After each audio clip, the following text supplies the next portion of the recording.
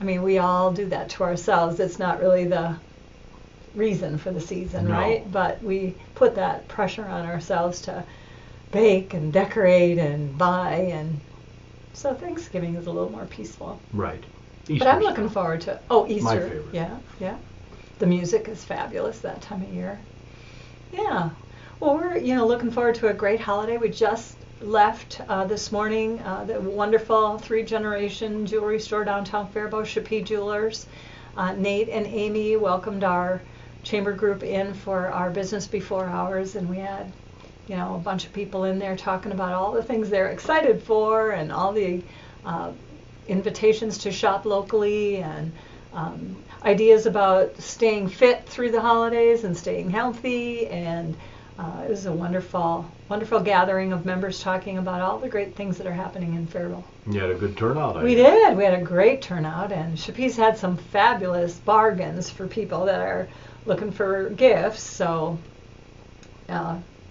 bargains go on through the rest of the day today, so get on in there. And it was wonderful. Nate will be our board chair in 2017, and we're really looking forward to his leadership because he represents a younger generation of thinking.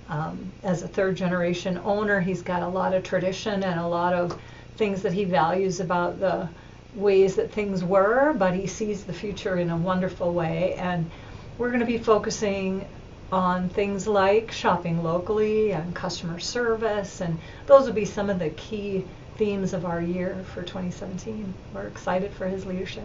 That sounds interesting. Now this past weekend you had your window decorating. Yeah. Oh my gosh. 28 businesses were involved in that competition, and they really did a beautiful job. Have you walked around and seen these windows? I guess I haven't really observed. I should. Well, you should. I mean, just walk out the door and take a walk. Well, today is kind of brisk, but it would still be a beautiful thing to do because some of the windows are spectacular. I would specifically call out, of course, the one at Studio 14 was the winner of the competition, and that is really lovely. It depicts the raising of the flag at Iwo Jima and shows that, patriotic beauty. It's very, very nice. The theme of the contest was Wrapped in Love and Glory, which is about the play taking place at the Paradise. But one of them I'd like to mention that probably have honorable mention is at the former Eastman Music Building. The people from the Rice County Historical Society Museum decorated those windows in that space. And it's just phenomenal. The old, beautiful vintage toys and beautiful decorations from times gone by. Very nostalgic and very, very, very nice. And then Keepers Antiques across the street has a display of a World War I veteran whose things were all, in a chest and discovered by a grandchild or even a great-grandchild, and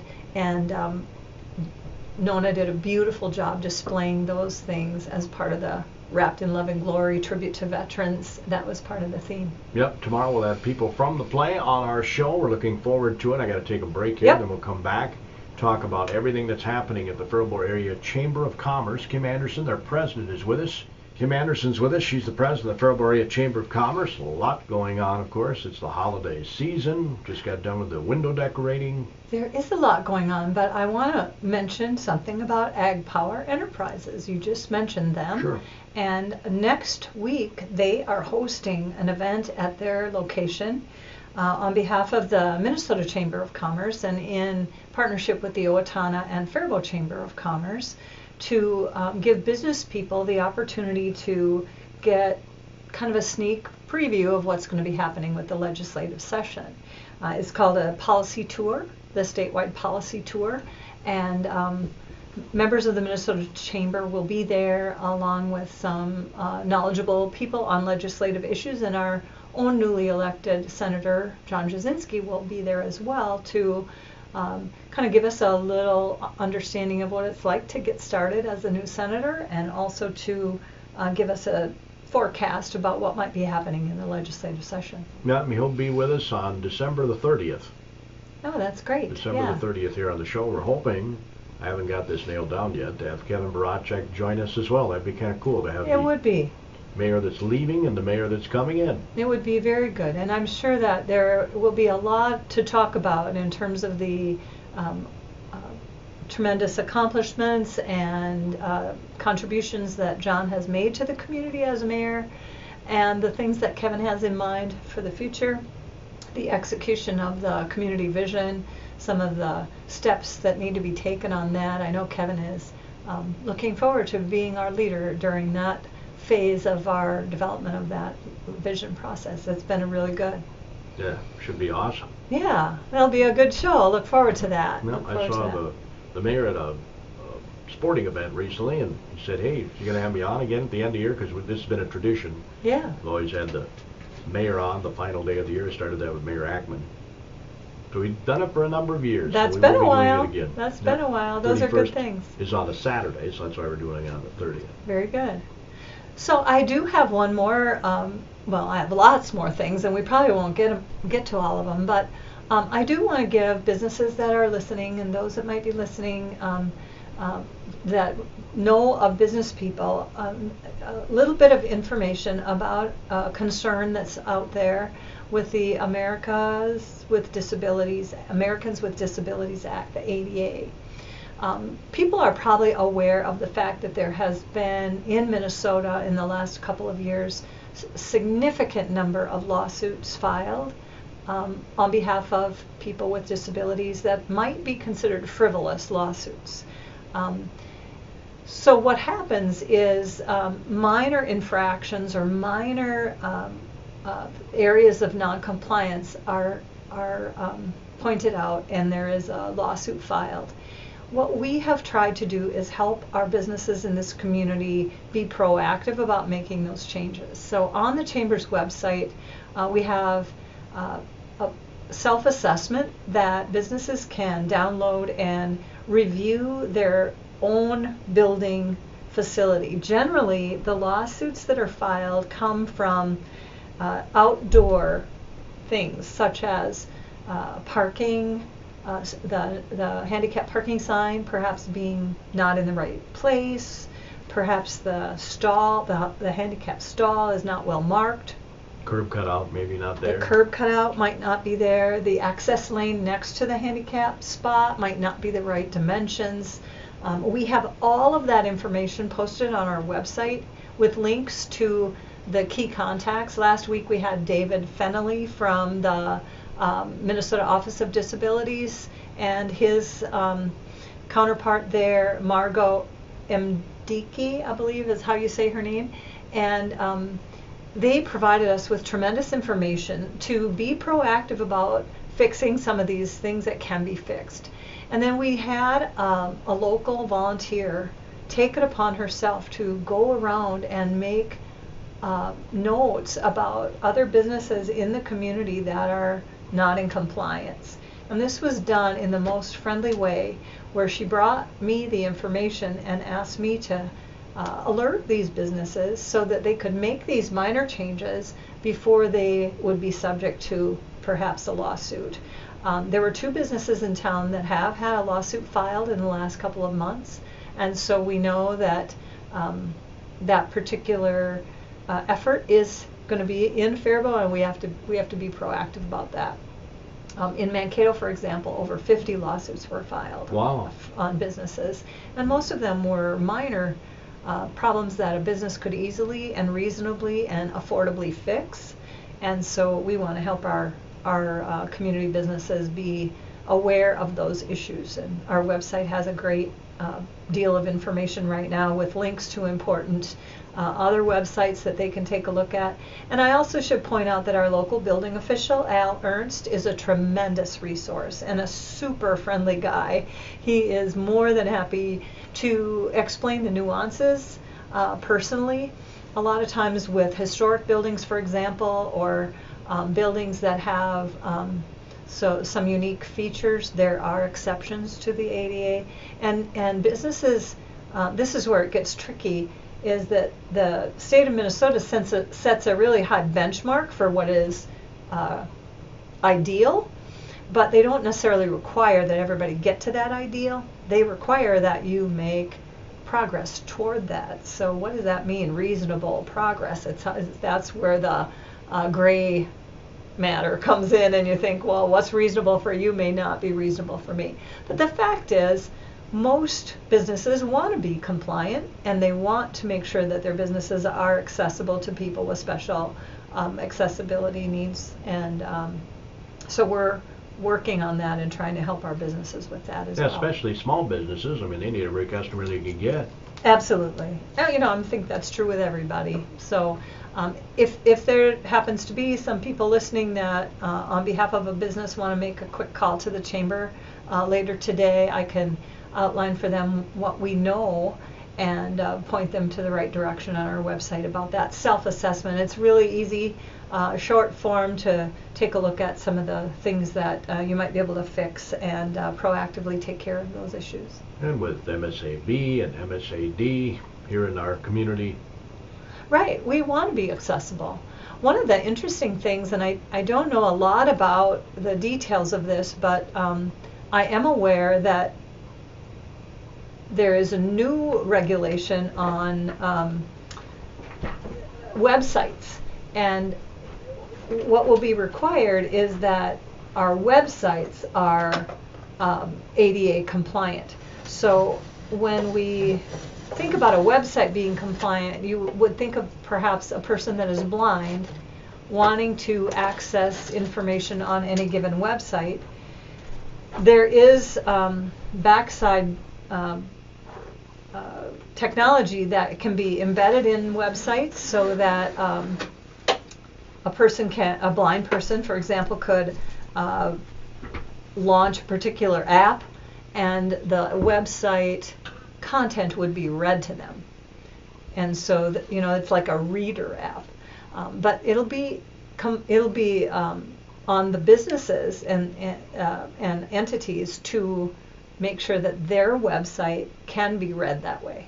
And that's a new and very imminent regulation. So, be thinking about that. Check to see if your websites are going to be compliant. There may be other elements of what they're calling digital accessibility, but the website one is the one that I've read a little bit about so far. Changes all the time. Right? I know. There's a lot to think about, right? Still, there's good old-fashioned fun going on in Faribault. We've got a lot of great things going on in the community. Saturday, the Main Street businesses are doing some special pricing and some fun shopping, and there's a snack contest. So a number of businesses are putting out some special treats that might be something that their family enjoys or something special that they're making, and there'll be a little ballot for folks to pick up and decide who makes the best snacks downtown. The purpose of that, of course, is to get people in and out of the shops and do some shopping. There's always great things going on at the mall. There's another vendor show coming up. There's Santa is making his appearances all over Faribault, and there's just a lot of great things. Wasn't he down at the Buckham Center on Monday night? Right, for the hometown holiday event put on by the Buckham Center. So yeah, there's a lot of fun things going on. Really looking forward to the play, Wrapped in Love and Glory. Last week I went to At Christmas at the Paradise, which was a one-night feature there. Beautiful, wonderful comedy and music. It was a very, very nice night. So there's just a lot of great things going on, and we all are looking for things to do that make the holidays time special, and Faribault's got a lot to offer that way. The Winter Farmers Market, too, down at the Paradise. Yeah, what a wonderful thing. That is a nice addition to, bring locally sourced foods and people that, have particular local things to sell. And I think it's been really popular.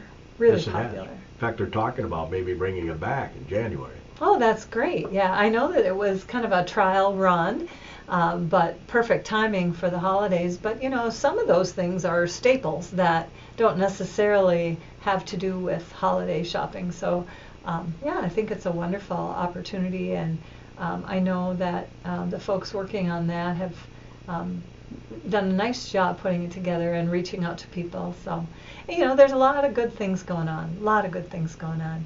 Saturdays 1 until 4. Just wanted to know. Yeah, 1 until 4 on Saturday afternoons. 3 more weeks of that until perhaps a break, and then, as you say, perhaps returning after They don't think they'll do it every week. Maybe. Ms. Twitchell on the air the other day here on AM Minnesota on Monday said they don't know if they'll bring it back every week, but maybe every other week. Maybe every other week. That's what they're talking. Yeah, well, that sounds wonderful. We appreciate that. I didn't mean to interrupt. No, it's great to hear about all those things. There's, like I said, there's never an end to the fun and interesting things we can talk about. One of the things that I would like to mention too is the Virtues Project. That's not specifically a chamber project, but the chamber is involved in it, and we have promoted it, and we are posting the virtues on our website.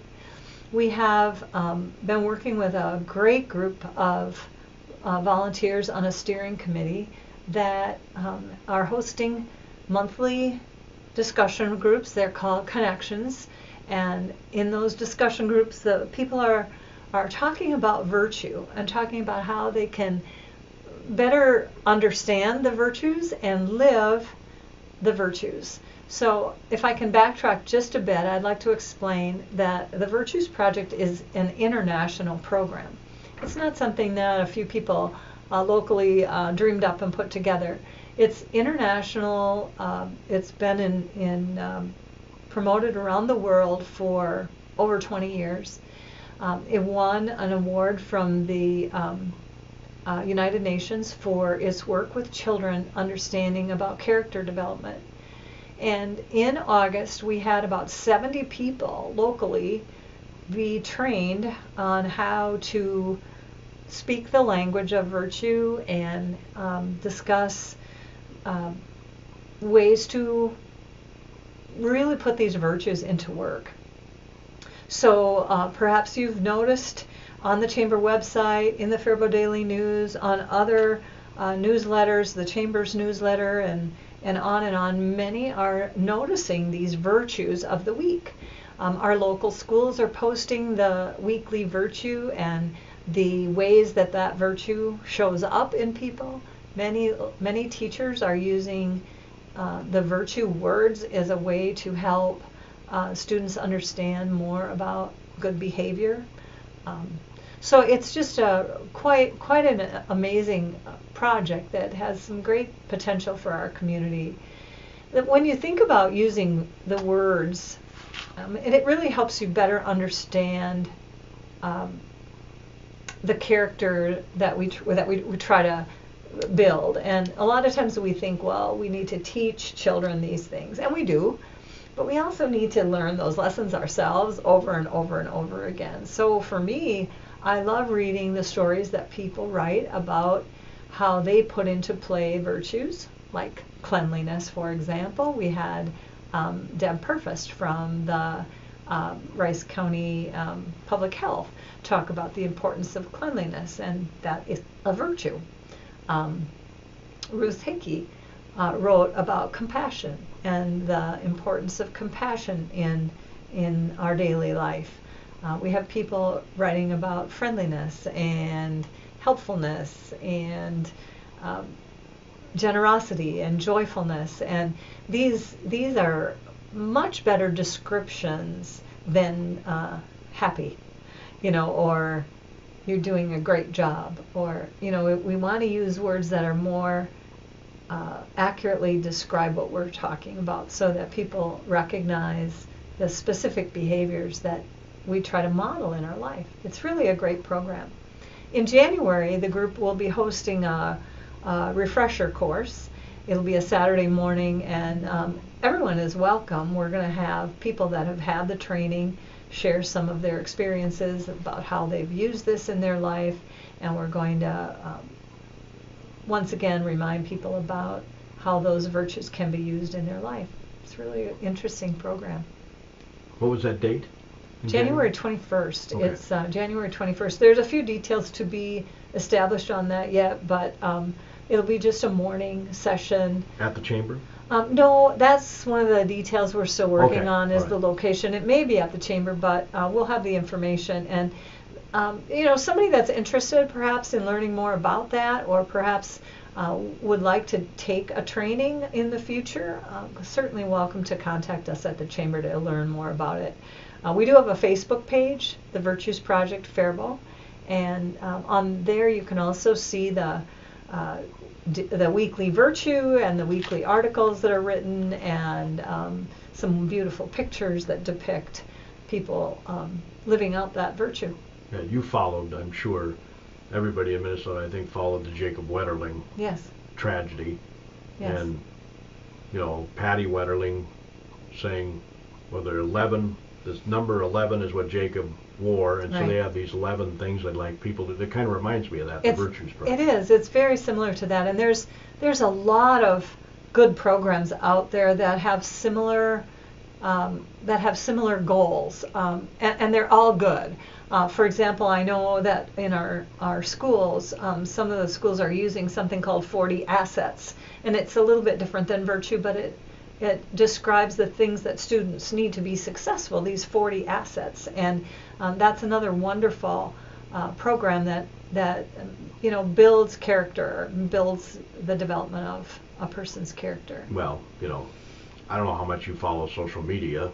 I'm not like Mr. Social Media or anything, but there is a lot of anger that's thrown out there on social media. It'd be nice to have kind posts, you know what I'm Right. saying? Kindness and generosity and joyfulness, and you know, there are things that we need to maybe get our hackles up about sometimes in order to get something done, but I guess I believe that there's usually a peaceful and kind way to get something done without the mean spirit coming through, and we've seen quite a bit of that in the last few months, certainly on the national stage, Right. but all over. And I think the Virtues Project and the Kindness Project that I know that has taken place in the area, there's a lot of those things that counteract that, and they're worthwhile. They're beneficial.